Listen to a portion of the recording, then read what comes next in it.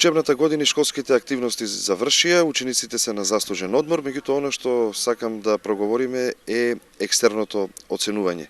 Како помина, кои резултати ги постигна учениците од сите основни училишта во Карпош? Екстерното оценување на ниво на општина Карпош помина без никакви проблеми, успешно што би рекле.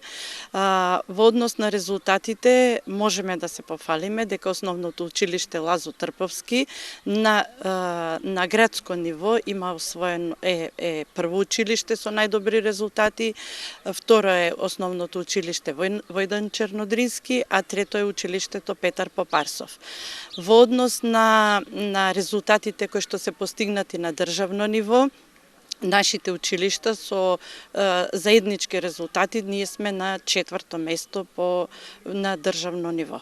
На што се темелат овие резултати кои високо котираат во секој случај?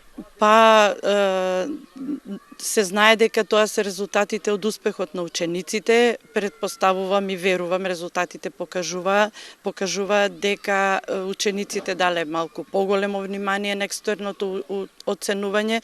Тука не можеме да ги запоставиме и соработката, односно ангажманот на нивните наставници, кои што им помагаат преку целата година во однос на зголемување на успехот на учениците.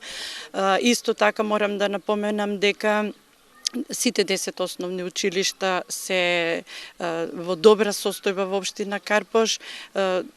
Повеќето од училиштата се реновирани со најмодерни услови за работа, што е големо влијание за условите во кои што учениците го полагаат екстерното оценување, како и нивниот престој низ годината, со кабинетите кои што се сега тренд во нашата општина, во две училишта што сме ги реализирале, и имаме понатаму исто план да во секој основно училиште направиме по еден кабинет за дополнителни активности со кои што учениците ќе ги надополнуваат своите знаења. Летниот период и распуст ќе биде искористен за подготовка на планови и стратегија за новата учебна година, значи стартот во септември месец. Што е тоа? Летен распуст за учениците, но за вработените нема летен распуст.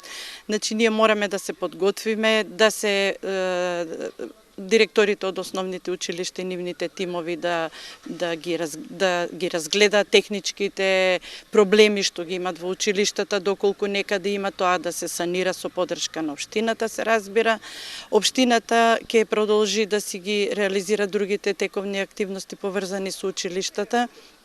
Во однос на организацијата на превоз на ученици, што имаме проекти кои што се реализират во основните училишта преку невладини организации и сите други активности кои што ќе треба да ги завршиме пред почетокот на новата учебна година.